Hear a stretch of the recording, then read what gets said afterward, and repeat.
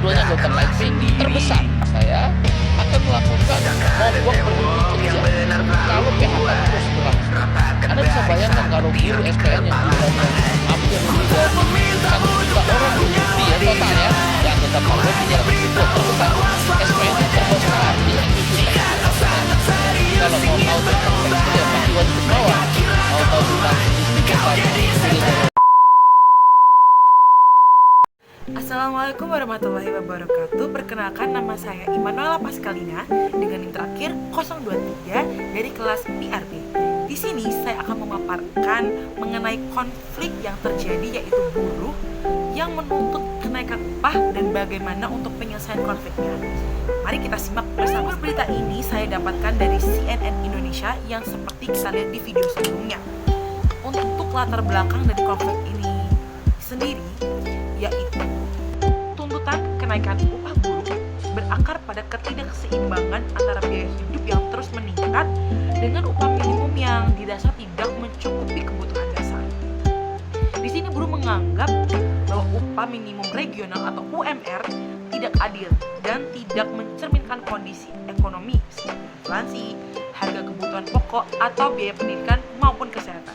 Lalu untuk pihak-pihak yang terlibat dalam konflik di sini, yaitu yang pertama adalah pekerja atau buruh, melalui serikat buruh seperti KSPI, KPSI, dan lainnya, mereka menuntut untuk kenaikan UMR melalui lembaga tersebut. Lalu di sini juga ada pengusaha atau asosiasi dari perusahaan. Pihak yang dari perusahaan ini merasa keberatan karena kenaikan upah dianggap membebani biaya operasional. Lalu yang ketiga, ada pihak dari pemerintah yang bertindak sebagai membuat kebijakan yang menetapkan UMR melalui Dewan Pengupahan. Lalu yang keempat, ada masyarakat umum yang dimana masyarakat umum ini terdampak secara tidak langsung seperti terganggunya aktivitas ekonomi selama demonstrasi.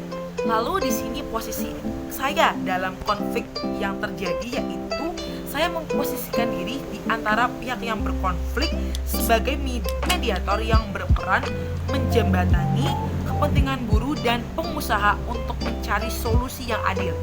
Lalu untuk strategi, tahapan dan proses manajemen konflik sebagai mediator, saya akan mengikuti langkah-langkah mediasi berdasarkan teori dari manajemen konflik, yang mana berikut adalah strategi dan tahapan yang dilakukan.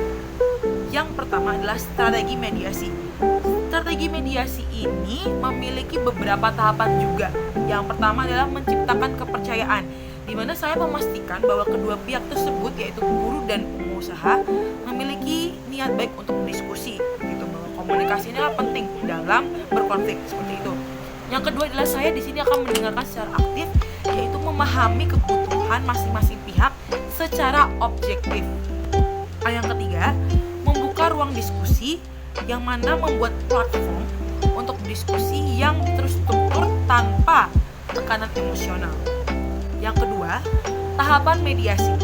Di tahapan mediasi ini juga melalui beberapa tahap lagi, yaitu yang pertama, identifikasi masalah.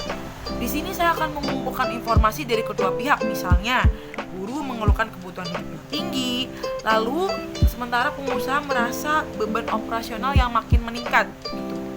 Lalu yang kedua, saya akan menganalisis kepentingan. Yang pertama, kepentingan buruh. Apakah upah yang layak itu dapat mencukupi kebutuhan dasar?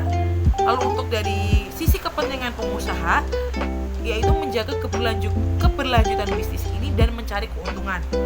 Lalu yang ketiga, menyusun alternatif solusi, yang mana saya akan memberikan saran, yaitu meningkatkan upah secara bertahap kepada para buruh.